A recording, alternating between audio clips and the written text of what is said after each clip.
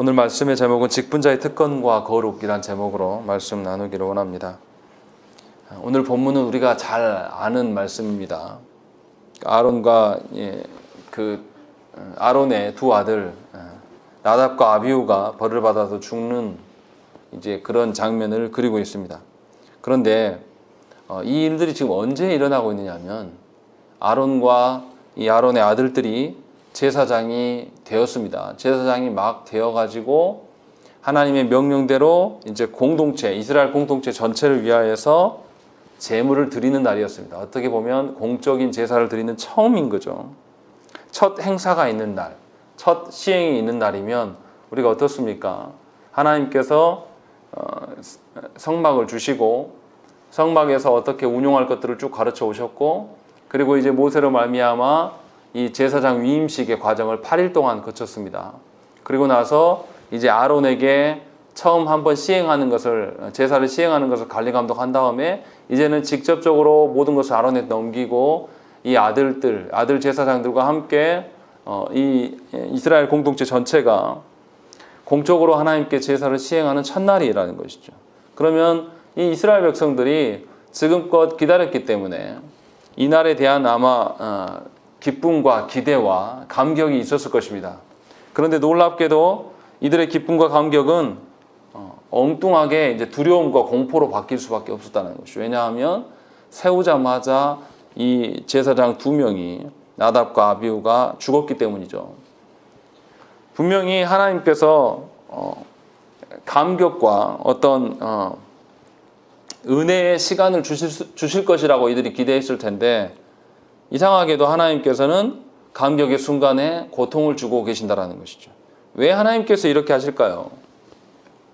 그런데 이러한 성경의 그 맥락과 비슷한 데가 참으로 많아요. 우리 생각해 보십시오. 엘리야가 어떻습니까? 바알 선지자 450명과 겨뤄서 어떻게 하죠? 이깁니다. 그래서 그들을 다 쳐 죽여요. 그리고 나서 그가 어떻게 합니까?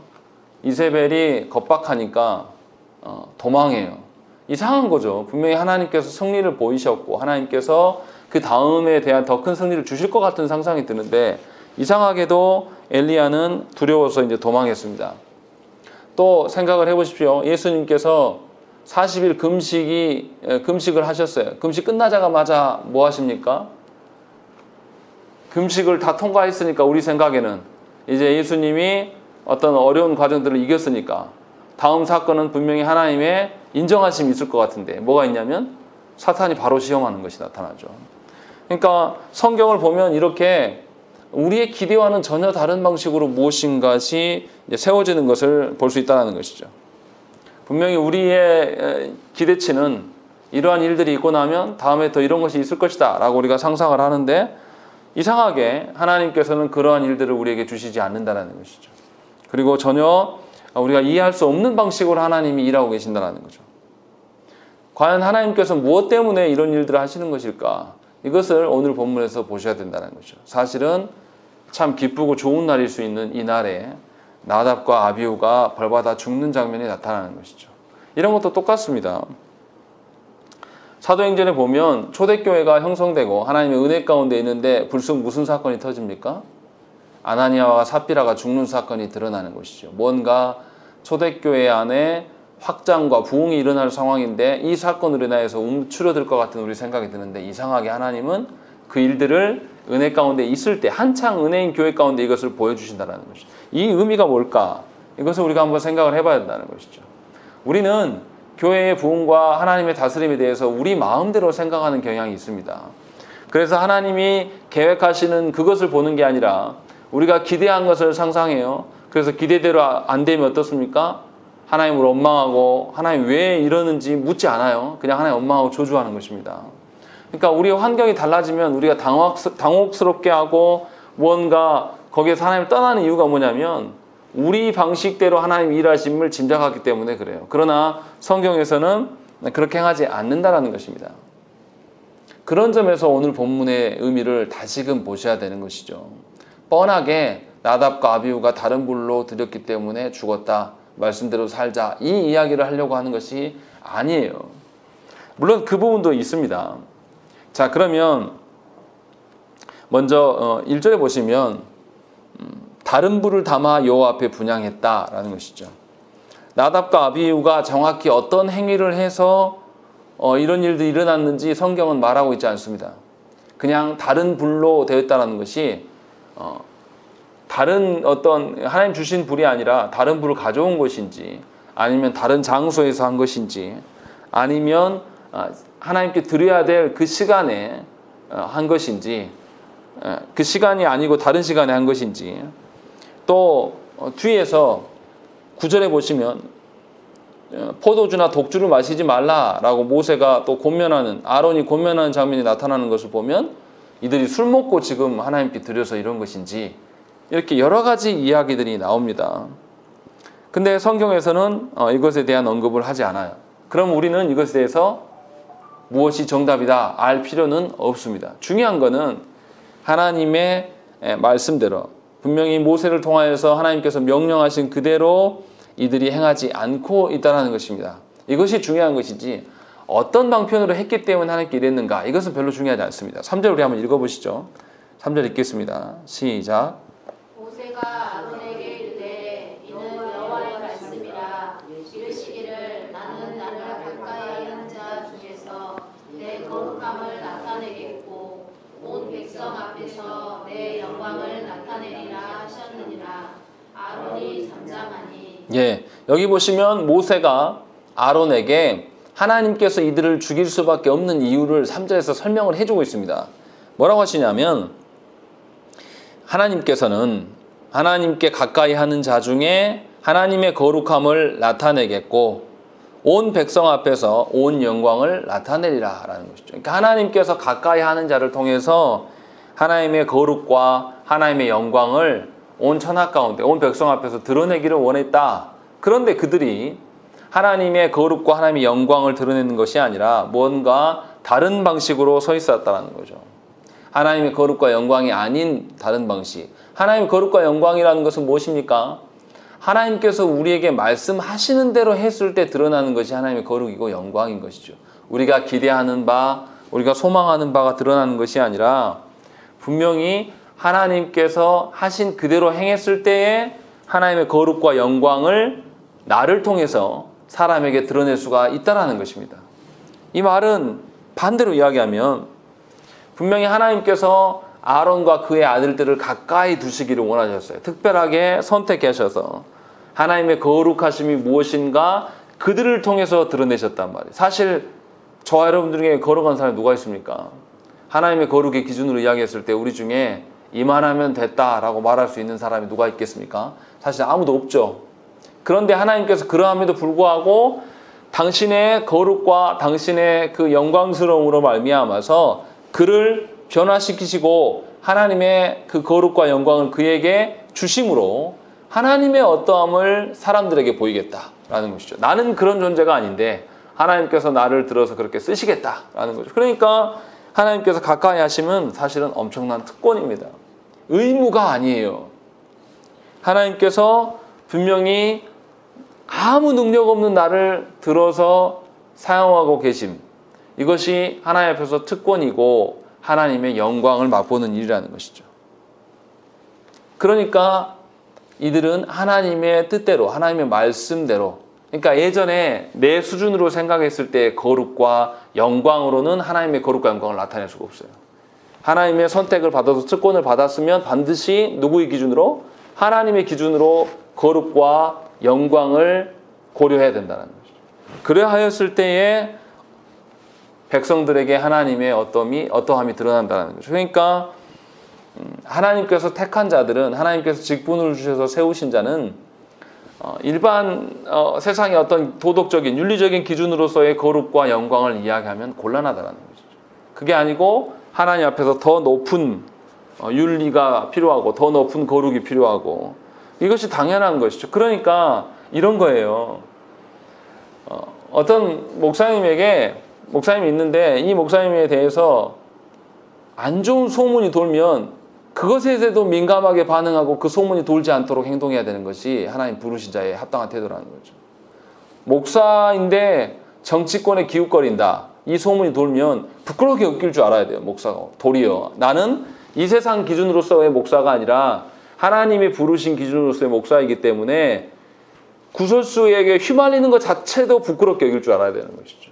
그런데 어떻게 된 것인지 한국 교회에 이 목사들이 언론이나 뉴스에 나오는 걸 보면 기가 막힙니다. 나오기를 자청해서 그런 발언을 하는 것 같아요.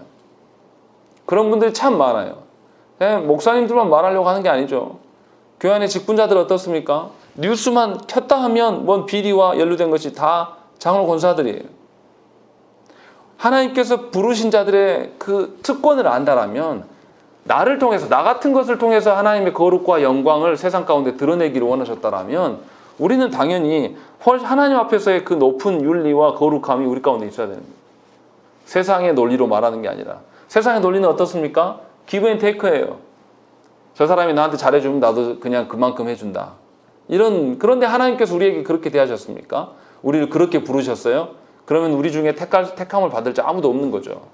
우리가 하나님 앞에 어떻게 거룩하고 하나님의 영광을 어떻게 드러냅니까? 우리가 못하죠. 하나님께서 우리의 거룩과 영광을 드러낼 수 있도록 당신의 아드님을 내어주시고 성령 하나님 우리 가운데 내주게 하심으로 말미암아서 우리가 하나님의 거룩의 어떠함, 하나님의 영광의 어떠함을 드디어 맛보게 되고 이제사 하나님, 성령 하나님을 의존하고 예수 그리스도를 의존하고 성부 하나님을 의존할 때야 비로소 하나님의 어떠함을 조금이라도 드러낼 수 있는 그런 기능을 하는 것이죠. 이것조차도 하나님께서 우리 위해서 다 하신다라는 거죠. 그러면 우리가 해야 될 것은 그냥 따르면 되는 거예요. 매우 간단한 거죠.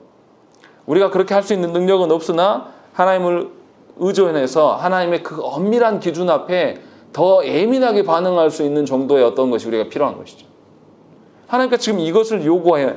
그러니까 모세가 아론에게 하는 이야기가 나답과 아비후가 죽은 것이 어떤 형태로 뭐 했냐 이게 중요한 게 아니라 우리는 이걸 알고 싶어 하는데 이게 중요한 게 아니라 하나님에게 원래 하나님께서 원하셨던 그 기준에 부합하지 않았고 그런 방식으로 가지 않았다라는 것에 대해서 지금 이야기를 하고 있다는 것이죠. 그리고 나서 하나님께서 뭐라고 하십니까?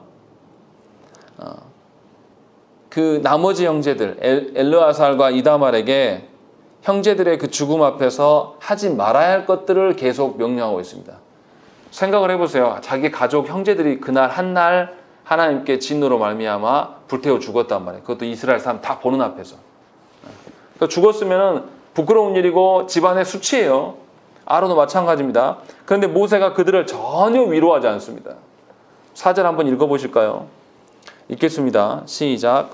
모세가 아론의 삼촌 우시엘의 아들 미사엘과 엘사반을 불러 그들에게 이르되 나와 너희 형제들을 성소 앞에서 진영 밖으로 메고 나가라 하매. 예, 분명히 나답과 아비후의 시신을 그의 가족들이 들고 나가서 어떤 장례를 치러라 이런 이야기가 전혀 없습니다. 그들의 삼촌과 그들의 사촌들에게 불러서 이 시신을 처리해라 라고 이야기를 하고 있는 것이죠. 원래 율법대로라면 제사장들도 친척의 장례 절차에 참여할 수 있습니다. 그래도 상관이 없어요. 그런데 오늘 본문의 상황은 어떤 거냐면 엘르아살과 이다말이 제사장으로 취임한 지 얼마 안 됐어요. 제사장으로 취임해서 위임식이 끝나자마자의 사건이란 말이죠. 그렇기 때문에 형들의 시신을 만지면 어떻게 됩니까? 부정해진단 말이에요. 불결해진단 말이에요. 하나님께서 성막을 처음 주셨고 이 성막을 하나님께서 친히 정결케 하시고 난 다음에 제사장 위임식의 8일 동안의 그 기간 동안에 이들을 또 하나님께서 정결케 하셨어요. 정결케 하시고 난 이후의 사건이란 말이죠. 그러니까 하나님께서 거룩하게 하심을 이들이 인간적인 정에 이끌려서 인간적인 관계에 이끌려서 이것을 부정하게 하는 것을 하나님께서 막고 계신다는 것이죠. 이것이 훨씬 중요하다는 겁니다. 달리 말하면 하나님께서 택하여서 부르고 쓰시기를 원하시는 직분자들은 세상적인 인간관계로 인하여서 사람을 대해서는 곤란하다는 것입니다. 하나님께서 말씀하시는 기준으로서 정결함을 훼손하지 않는 방식으로 써야 된다는 것이죠. 그런데 어떻게 된 영문인지 한국교회에서는 굉장히 인간적이에요. 오늘 어떤 대형교회 장로님이 우리 교회 피아노 조율을 해주면서 그런 이야기를 하시더라고요. 아니, 교회에서 세상에 좀 국회의원들 소개 좀 안 했으면 좋겠는데 그것이 너무 일상적이다. 그리고 그런 일들을 안 하는 교회가 좀 찾아보기 어렵다. 그런 이야기를 하시더라고요. 이게 뭡니까? 사람의 관계로 뭔가 예배를 이끌어가고 있는 거죠. 근데 분명하게 그런 것을 하나님께서 금하고 있어요. 형제가 죽었는데 장례도 하나님께서 허락하지 않으신단 말이죠. 손대지 말라라고 이야기를 하는 것이죠. 또 그것만이 아닙니다. 6절 말씀을 한번 읽겠습니다. 6절 읽겠습니다. 시작. 모세가 아론과 그의 아들 엘르아살과 이다말에게 이르되 너희는 머리를 풀거나 옷을 찢지 말라. 그리하여 너희가 죽음을 면하고 여호와의 진노가 온 회중에게 비침을 면하게 하라. 오직 너희 형제 이스라엘 온 족속은 여호와께서 치신 불로 말미암아 슬퍼할 것이니라. 예, 여기서 뭐라 하냐면 모세가 아론에게 이야기하는데 슬퍼하지 말라라고 이야기하는 것입니다. 형제들이 죽었기 때문에 머리를 풀거나 옷을 찢는 행위들, 이게 뭐냐면 장례, 죽은 자에 대한 그 애통함을 드러내는 방식입니다. 그런데 이것을 못하게 막으셔요. 그리고 이 인간적인 어떤 슬픔보다는 도리어 하나님의 명령을 지키지 않음, 이 하나님의 그 명령 앞에 순종하지 못함에 대해서 슬퍼하라고 이야기를 하고 있는 것이죠. 그래서 오직 너희 형제 이스라엘 온 족속은 여호와께서 치신 불로 말미암아 슬퍼할 것이니라. 그 사람들이 죽었기 때문이 아니라 하나님께서 우리를 치신 것은 너무나 뭔가 합당한 이유가 있는 것이고 우리가 도리어 하나님의 뜻대로 행하지 않았기 때문에 이런 일들이 있다라는 것을 기억하라는 것이죠. 그러니까 무엇 때문에 슬퍼했냐? 육신의 어떠함 때문에 슬퍼할 것이 아니라 하나님의 말씀에 순종하지 못함 때문에 슬퍼하라. 지금 이야기를 하고 있는 것이죠. 인간적으로 생각할 때는 하나님의 이 명령이 좀 과하다 싶은 생각이 들 수가 있습니다. 그런데 분명히 하나님께서는 이 제사장들에게 더 훨씬 더 엄격한 기준으로 이들을 부르고 계신다는 것입니다. 우리가 생각하는 것처럼 그냥 그렇게 인간적인 생각으로 그럴 수 있지라는 그런 정도가 아니에요. 그러니까 하나님께서 뭔가 특권을 준 자, 제사장과 대제사장은 하나님께서 특별히 부르셔서 하나님 가까이 나올 수 있는 어떤 그런 여건을 마련해 주신 자고 이들의 그 정결케 함도 하나님께서 다 행하셔서 정결케 하심이죠. 이렇게 정결케 하나님 부르신 특권을 가진 자들은 훨씬 더 엄밀한 기준과 훨씬 더 하나님의 말씀의 기준으로 세워져야 될 필요가 분명히 있다는 것이에요. 그러니까 이것을 다시 이야기하면 한국교회가 타락의 원인은 누구에게 있습니까? 1차적으로 목사에게 책임이 있습니다. 부인해서는 안 돼요. 자꾸만 목사님들이 그것을 외면하고 자꾸만 그 책임을 이슬람이나 동성애나 사회가 우리를 공격한다 이런 방식으로 보기 때문에 교회가 절대 회개하지 않는 겁니다. 그러나 분명히 하나님께서 가까이 두고자 하는 자들에게 특권을 주시지만 가까이 하는 특권을 주시지만 훨씬 더 엄밀한 기준으로서 지금 부르고 계시기 때문에 형제, 혈육의 죽음에서도 슬퍼하지 말라라고 이야기하는 것입니다. 도리어 하나님의 말씀대로 자신들이 순종하지 못함에 대해서 더 슬퍼하라고 하나님이 요구하고 계신다는 것이죠. 여러분들은 어떻습니까? 여러분들은 하나님께서 주신 교우들이 더 가까운 것입니까? 아니면 혈육이 더 가까운 존재입니까? 하나님 우리에게 늘 물으신다는 것이죠. 우리 어떻습니까? 무르나 마나 답은 뻔합니다. 혈육이 가깝지 하나님 주신 영혼들이 가깝지는 않는다는 거죠. 그런데 생각을 해보세요. 우리 교회의 성도들이 혈육보다 교우들을 더 가까이 느끼고 이 교우들을, 성도들을 혈육처럼 느끼고 살아간다 그러면 왜 전도가 안 되겠습니까? 왜 소문이 안 나겠어요? 우리가 그러지 않기 때문에 그런 것이죠. 분명히 하나님께서 우리에게 말씀하시는 것은 뭐냐면 하나님의 그 법도대로 살 것을 요청하시고 그것이 살 길이고 이 지도자들에게 그 길을 이스라엘 백성에게 가르치라고 말씀하고 있다는 것입니다. 7절 말씀 우리 함께 읽겠습니다. 시작. 여호와의 관유가 너희에게 있은즉 너희는 회막문에 나가지 말라. 그리하면 죽음을 면하리라. 그들이 모세의 말대로 하리라. 예, 형제들의 시신이 이제 시신을 들고 나고 진영 밖으로 가서 장례를 치렀을 거예요. 이 시신을 처리했을 것입니다.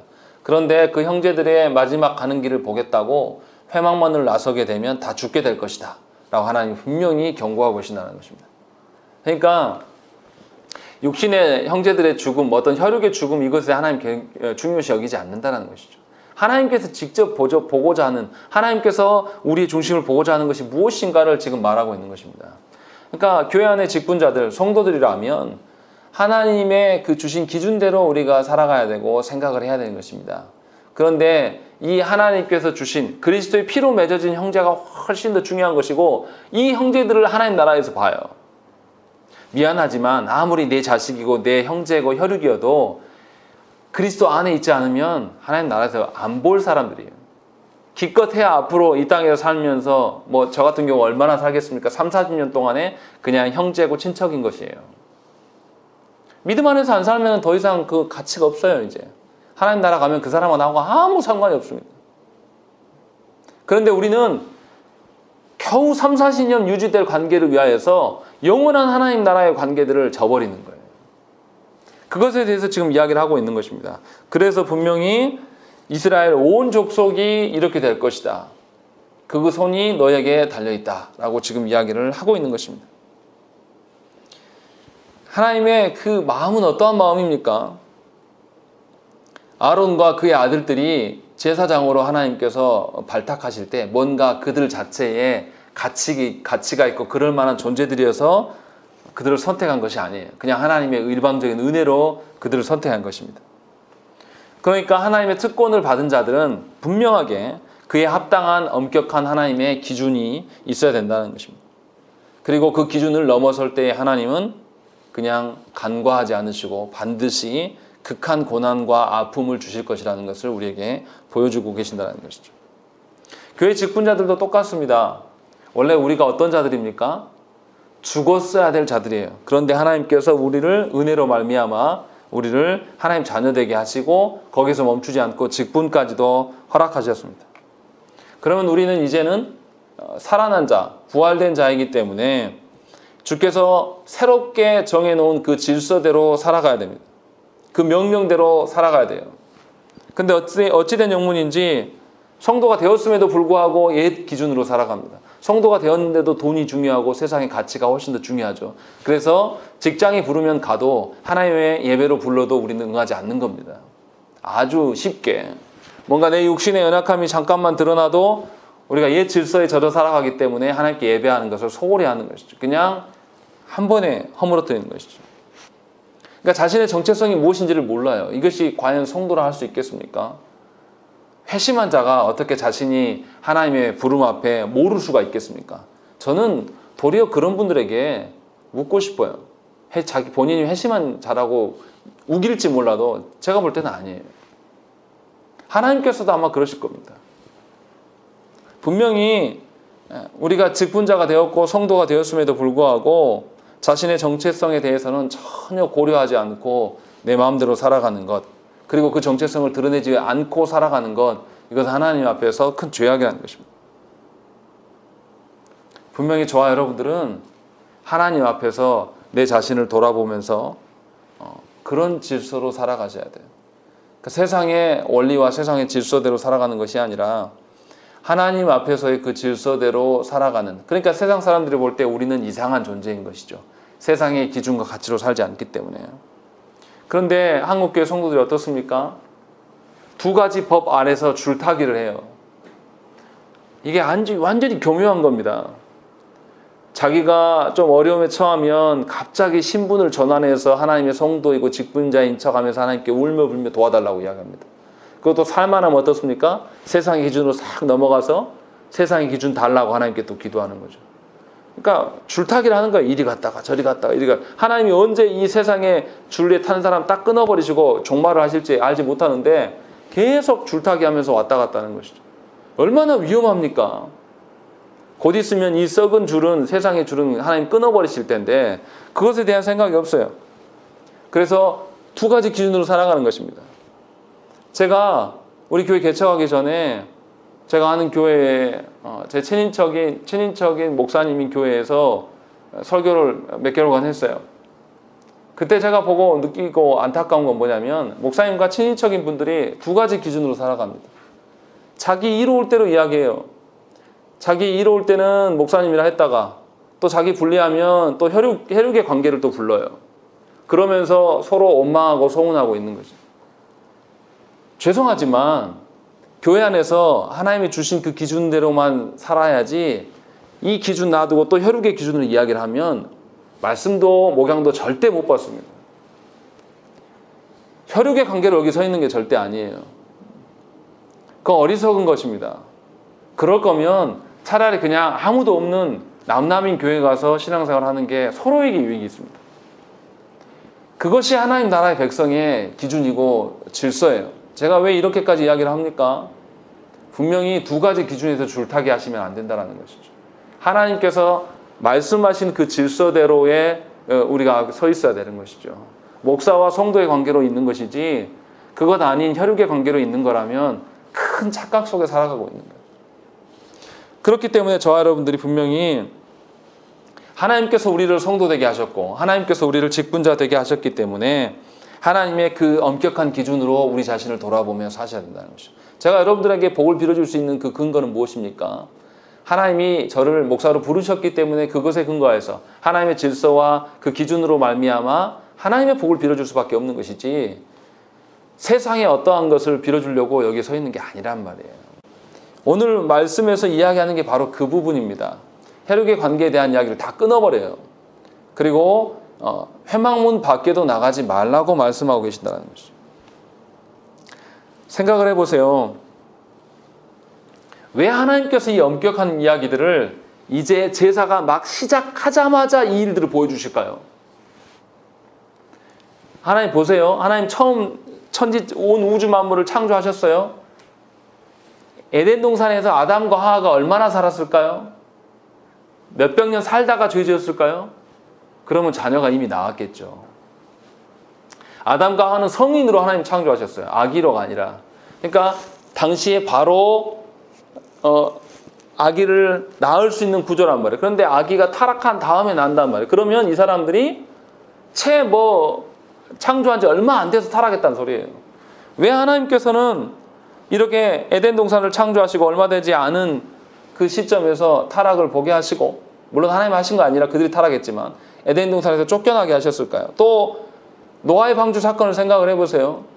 하나님께서 노아를 은혜 가운데 이끄셔서 아라라산에 멈추게 하시고 노아가 하나님께 제단을 올려 하나님께 제사 드립니다. 그리고 얼마 안 있으면 뭐합니까? 술 마시고 취해가지고 새 아들들을 타락할 수 있는 여건을 만든다는 것이죠. 왜 하나님께서 언약 백성인 이스라엘에게 시작하자마자 이 일을 보이실까요? 또 생각을 해보세요. 하나님께서 어떻게 합니까? 이스라엘 백성들이 모세가 하나님의 언약을 받으러, 율법을 받으러 시내산에 올라가 있을 때 얼마나 올라가 있었습니까? 막 몇 달 있었던 것도 아니에요. 그런데 그새를 못 참고 이스라엘이 뭐합니까? 분명히 모세가 뭐하러 간지 다 알아요. 이 사람들. 하나님의 언약을 받아서 언약 백성이 되게 하나님 하시려고 올라갔단 말이죠.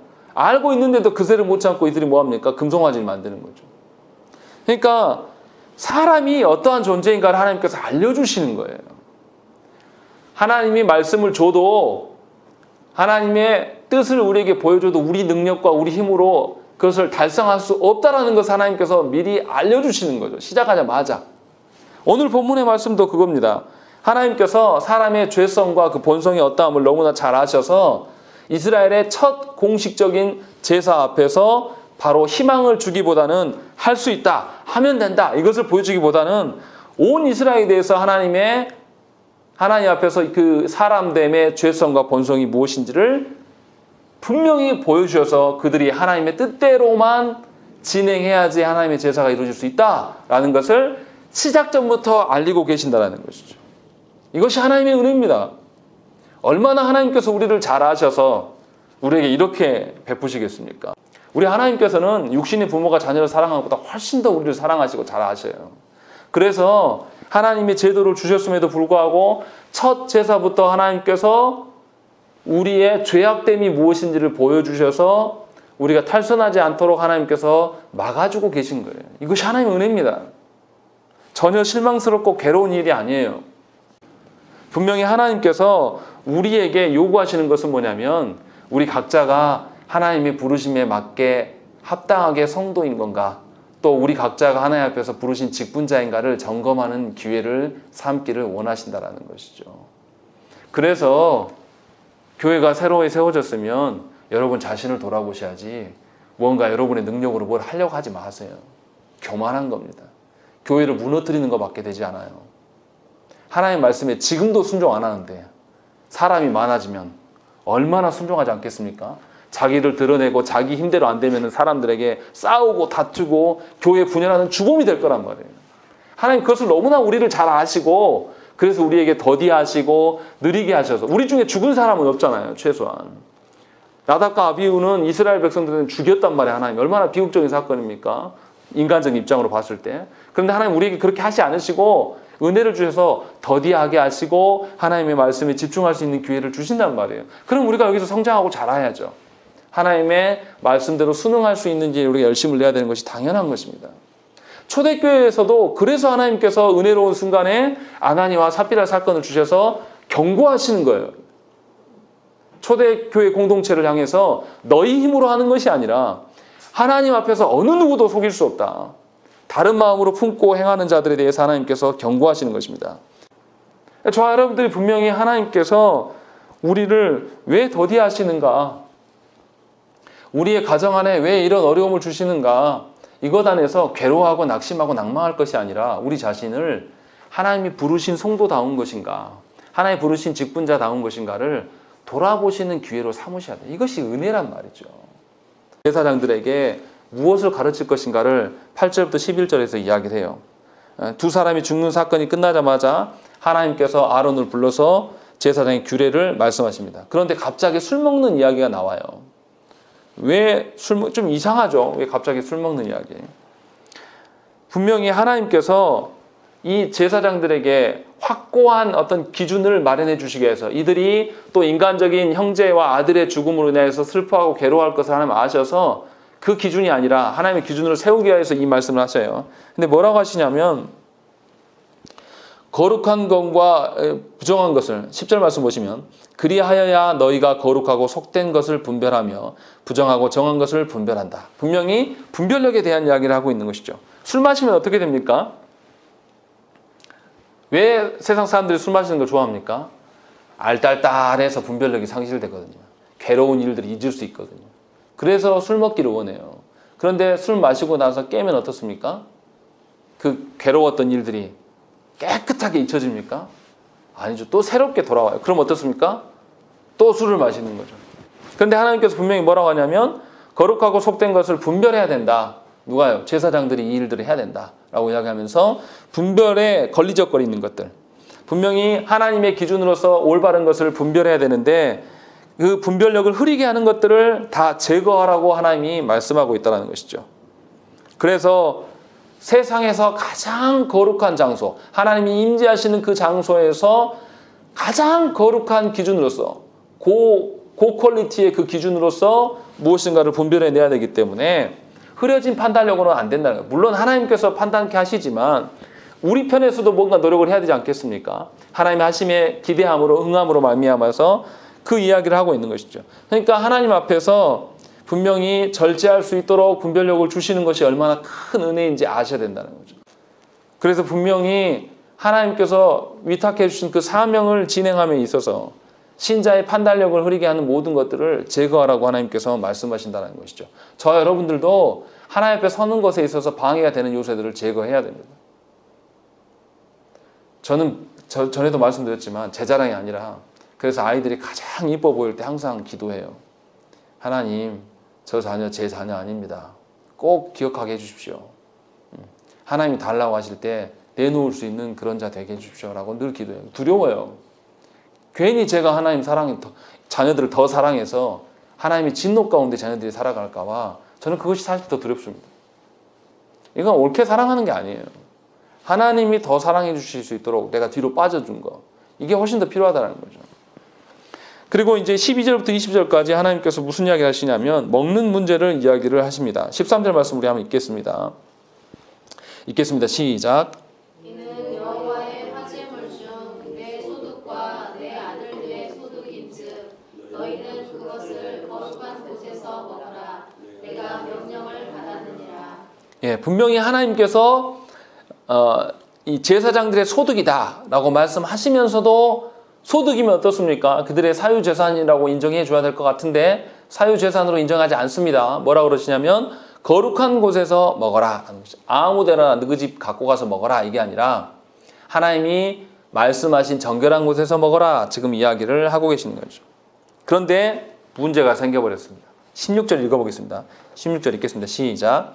모세가 속죄제 드린 염소를 찾은즉 이미 불살랐는지라.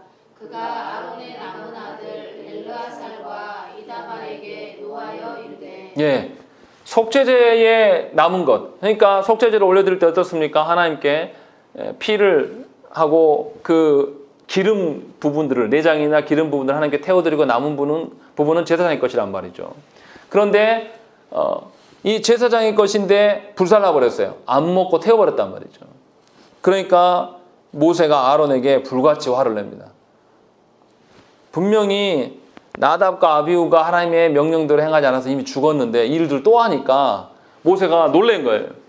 그러면서 이들에게 어떻게 너희는 하나님의 거룩한 것들을 거룩한 장소에서 먹지 않고 너희들 개인적인 판단으로 이렇게 행할 수 있냐. 이것이 17절 말씀 보시면 이 속죄제물은 지극히 거룩하거늘 너희가 어찌하여 거룩한 곳에서 먹지 아니하였느냐. 이는 너희로 회중의 죄를 담당하여 그들을 위하여 여호와 앞에 속죄하게 하려고 너희에게 주신 것이니라. 라는 것이죠. 무슨 말씀이냐면 이 제사장들이 속죄 제물을 먹음으로 말미암아서 하나님께서 너희의 속죄 제사를 받으셨다. 이 확증해 주는 거예요. 마지막 종결이에요. 이 오해하시면 안 됩니다. 제사장들이 그 제물을 먹으니까 그들이 속죄되었다. 이 뜻이 아니에요. 하나님이 속죄하셨음을 제사장이 먹는 행위를 통해서 보여줌으로 말미암아 이스라엘에게 확증시켜주는 거예요. 궁극적으로 그들의 죄악을 씻는 것은 하나님이 하시지만 하나님이 안 보이시니까 하나님의 그 어떠하심을 제사장이 먹음으로써 그들에게 확증해주는 그 역할로 지금 서 있는 거죠. 그래서 하나님께서 거룩한 장소에서 이스라엘이 보는 앞에서 먹게 하심이라는 거죠. 그러면 마땅히 그랬어야 돼요. 그런데 아론이 뭐라고 이야기합니까? 19절 말씀을 읽겠습니다. 시작.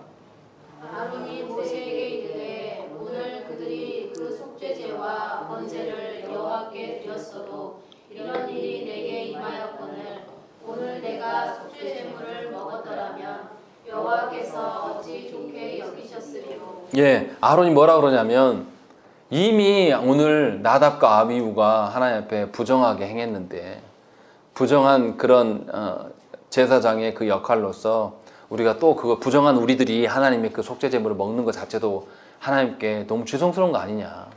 지금 그 이야기를 하거든요. 그러니까 율법대로라면 이 아론이 하나님께 죽어 마땅해요. 그런데 하나님께서 아론의 중심을 보신 것이죠. 그래서 뭐라고 합니까? 20절에 모세가 그 말을 듣고 좋게 여겼더라라는 것이죠. 그러니까 하나님께서 우리에게 말씀을 주시고 명령을 주시고 기계적으로 지키라고 말씀하시는 하나님이 아니란 말이죠. 우리들이 어떤 심정으로 하고 있는가를 잘 아셔서 그게 율법에 100% 일치하지 않을지라도 하나님 앞에서 거룩한, 하나님 앞에서 더 정결하기 위해서 행한 행동이라면 하나님께서 유도리를 두시고 그의 마음을 아시고 인정해 주셨다는 거죠. 그러니까 하나님께서 우리에게 율법에 주신 것이라는 것이 엄격한 기준으로 인해서 잣대로 탁 재가지고 거기서 조금만 벗어나면 다 죽이겠다 이 뜻이 아니에요. 하나님께 의지하면서 하나님의 그 새로운 질서대로 살려고 하는 것, 이것이 우리가 사는 방편이니까 하나님께서 그 길을 열어주신 것이고요. 그것에서 살려고 하는데 드려지는 모양새가 약간 달라질 수도 있어요. 그러나 그 하나님께서 그에 대해서 융통성을 허락해 주신다는 거죠. 그러니까 하나님께서 우리의 드림에 대해서 관심이 있으신가요? 없으신가요? 완전히 관심이 있으신 거예요. 정말 어떤 마음으로 지금 드리고 있는가를 하나님께서 다 살피고 있는 거죠. 그러니까 저와 여러분들의 예배나 기도나 일상의 삶에서 살아가는 모든 하나하나를 하나님께서 유심히 보고 계신다는 것이죠. 왜요? 그것이 성도의 특권이에요. 하나님이 우리를 부르셔서 하나님의 자녀 되게 하시고 하나님께서 우리를 거룩해 하도록 거룩할 수 있는 기간들을 성화의 기간들을 우리에게 남겨두시고 그래서 준비되어져서 세상에 나아가서 하나님의 영광과 하나님 거룩을 드러낼 수 있도록 하나님 우리에게 계속 기회를 주신다는 거예요. 우리가 스스로 복종하지 않고 순종하지 않으니까 하나님께서 어떻게 하신다고요? 우리의 삶을 어렵게 하고 괴롭게 하고 경고도 하시면서 우리가 하나님께 돌아올 수 있는 여건들을 만드시는 하나님이에요. 강압적으로 폭력적으로 힘으로 우리 하나님께서 우리를 누르실 수도 있음에도 불구하고 그렇게 하지 않으시고 우리가 스스로 하나님께 돌아올 수 있는 길을 마련해 주시면서 기다리시는 하나님이 오늘 본문에 분명히 드러난다는 거예요. 나답과 아비후 사건만을 보면은 엄격하고 무서운 하나님을 볼 수 있습니다. 그러나 이들이 죽고 난 이후에 하나님께서 제사장들을 대하는 것들 그리고 어떻게 제사장들이 반응하는가를 유심히 잘 보시라는 거죠. 하나님이 얼마나 은혜를 주십니까? 우리의 인간의 그 본성과 속성이 어떠한 것들을 이스라엘의 첫 제사에서 하나님께서 보여주시고 알려주시고 깨닫게 하신단 말이에요. 그럼 이것을 경험한 이제 역사로 기록했을 거 아니에요. 이거를 첫 제사를 하나님께서 어떻게 하셨나 무슨 일이 있었는가. 그럼 후대의 이스라엘 백성들이 제사를 배울 때마다 누구 이야기를 계속 하겠습니까? 나답과 아비후 이야기를 해요. 그러면 어떻게 해요? 아, 우리가 하나님께 제사 잘못하면 죽겠구나. 이미 샘플을 봤잖아요. 그래서 하나님 제사로 나아갈 때 어떻게 나아가겠습니까? 모든 후손들이 그것을 염두에 두면서 나아갈 수가 있는 거죠. 하나님께서 얼마나 은혜를 베푸시고 이들을 하나님이 주신 생명의 길로 이끄시기 위하여서 지금 보고 계시는가를 우리가 찾으셔야 돼요. 사실 10장은 은혜의 장입니다. 하나님이 심판하시는 장이 아니라 은혜의 장으로서 우리 가운데 있는 것이죠. 그러나 분명히 아셔야 될 것은 동시에 또 뭐냐면 우리가 의도성 없이 의도하지 않았는데 실수로 하나님께 한 것에 대해서 하나님께서 죄값을 물으신다고요? 묻지 않으신다고요? 물으신다라는 것이죠. 그래서 나답과 아비후를 하나님 죽이셨어요. 다시 말하면 고의성이 없었어요. 좋은 의도만 가지고 하나님 앞에서 나는 좋은 뜻으로 한 겁니다 이렇게 말해서는 안 된다는 것입니다. 좋은 의도로 가져도 어떻게 하라고요? 하나님이 명령하신 절차대로 하라는 거예요. 불법을 자행하고 이렇게 하지 말라라는 거죠. 분명히 오늘 말씀에서 나답과 아비후가 실수로 했는지 고의로 했는지 우리는 몰라요. 성경에 말하지 않기 때문에. 그러나 분명히 그 실수까지 하나님 용납하지 않으신다라는 거죠. 그러나 아론을 보세요. 아론이 분명히 율법대로 행하지 않았어요. 그러나 그 중심이 하나님 향해 있어요. 그럼 하나님 용인하신다라는 거죠.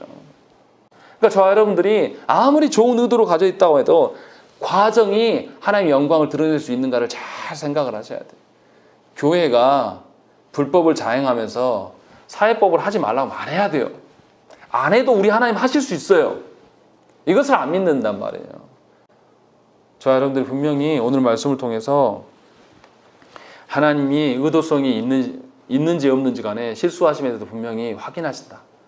그러니까 우리는 고의성이 선한 의도로 한다고 해도 과정을 하나님께 보시기 합당하게 행해야 될 것들 또 그리고 하나님께서 우리를 직분을 주시고 성도로 부르심이 의무가 아니라 특권인 것을 특권을 시행함에 있어서 당연히 하나님의 그 기준대로 하나님의 말씀대로 행해야 될 것들을 우리가 깨달으셔야 돼요. 그리고 분명히 하나님께서는 우리의 중심을 보시고 우리의 삶에서 일거수일투족까지 다 하나님께서 점검하시고 깊이 보시는 하나님이심을 기억하시기 바랍니다. 그래야 해서 정말 우리 각자의 영혼이 하나님 앞에서 바른 존재인가를 점검하면서 그 일에 집중하셔야 돼요. 우리가 성도답지 못하고 내 자신이 목사답지 못하면서 교회가 커지기를 바라고 사람이 많이 모이기를 원하면 그건 교회가 아닙니다. 그냥 자기 먹고 살려고 자기 힘 자랑하려고 하는 것밖에 되지 않는다는 것이죠. 하나님은 분명히 살아계시고 하나님의 말씀대로 하기를 원하는 자들 하나님 죽이시지 않아요. 분명히 하나님은 그 사람들을 들어서 사용하시는 것입니다. 다만 우리가 하나님 보시기에 아직 준비되지 못했음을 깨닫고 그 날을 기쁨으로 준비하셔야 돼요. 어떠한 영혼도 우리가 생각을 해보세요. 하나님 부르셨는데 더 용감하게 우리 교회 하나님이 신천지를 보내주셔서 구원파를 보내주어도 우리는 다 변화시킬 수 있습니다. 물론 우리 능력으로 하는 건 아니지만 우리가 그럴 영혼들까지도 다 받겠습니다. 이런 마음으로 우리가 살아간다고 보세요. 그럼 어떤 영혼인들 우리가 두려워하겠습니까? 도리어 우리가 그렇지 못한 것에 대해서 하나님께 죄스럽게 여기고 하나님이 주시는 그 기회 동안에 우리 영혼에 어떠함을 놓고 하나님께 구하시는 저와 여러분 되시기를 간절히 축원합니다.